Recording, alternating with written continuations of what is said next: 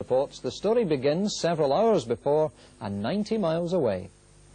It's just after 10 o'clock on a Saturday morning, and this group of professional footballers behind me who are getting onto their bus are going off to their league game this afternoon. What makes this an unusual event is that those players who face a 2-hour journey are going to a home game. This is Glasgow, and it's home for many of the players for Stranraer Football Club in the far southwest of the country.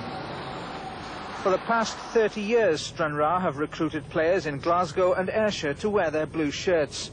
Along the road, more players are picked up to make the journey down the A77. It may start, but it's a routine players are happy to follow. Well, it's not that bad. This is my 4th season that I've been coming down to Stranraer. Before that, I've played in the 2nd division for 9 or 10 years, and Stranraer have always been in the 2nd division, so with the other clubs that I've been with, I've always made the trip down the A77. And over the years you get used to it. There's a lot of clubs in the 2nd division that are far-flung, like Montrose and Arbroath and Berwick. So it's just becomes a routine on a Saturday, getting up early and going to the game. Now, I suppose it's one thing going to a match, losing and having to make the long trip home, but the long trip home from a home game, having lost, that must be hard to bear, especially in the winter months. Well, certainly that's the hardest thing about it in the dark nights when we've suffered a defeat, which hopefully won't happen too often this year. But certainly that is the hardest thing about it. Not so bad when you've got the win under your belt. The players need stamina. Most do full-time jobs during the week. They range from a partner in a property firm to a lorry driver, a civil servant and a building society manager. So the trip to home games requires dedication.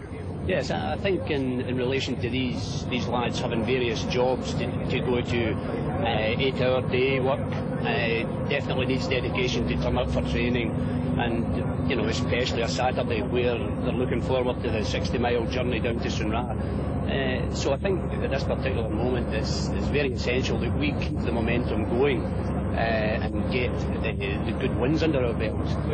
Is it difficult to persuade players initially to sign for you, given the fact that you've got this long trip just even for home games? I think initially that was the hardest job I had in taking over the manager's job at Stranraer.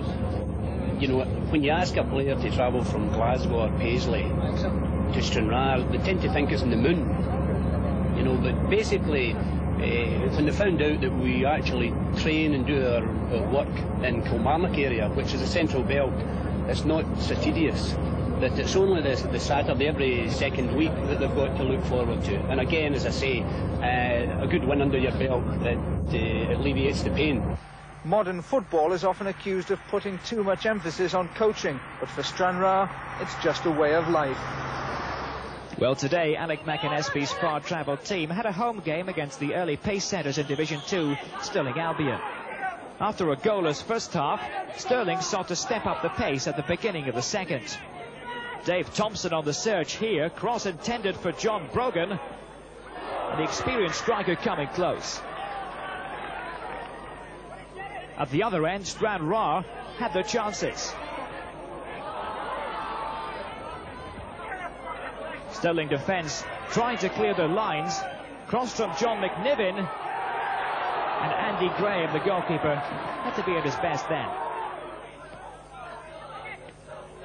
More Stirling pressure, but Barney Duffy, the Stranraer goalkeeper, had a fine afternoon. 20 minutes left to go, and Stirling looking for that all-important strike. John Brogan's pass picking out Brian Kemp, and a piece of magic. 1-0 Stirling. Brian Kemp, the former Falkirk player, opening the scoring. One-on-one coverage, but a marvellous overhead flick, and that broke the tie. So what were Stranraer made of?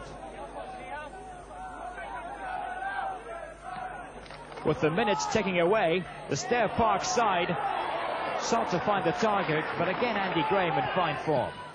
Build up from Stranraer, and here Jim Arthur pushed. Penalty kick awarded by Jerry Evans, the referee. Derek McCutcheon's kick is good. Stranraer 1, Stirling Albion 1.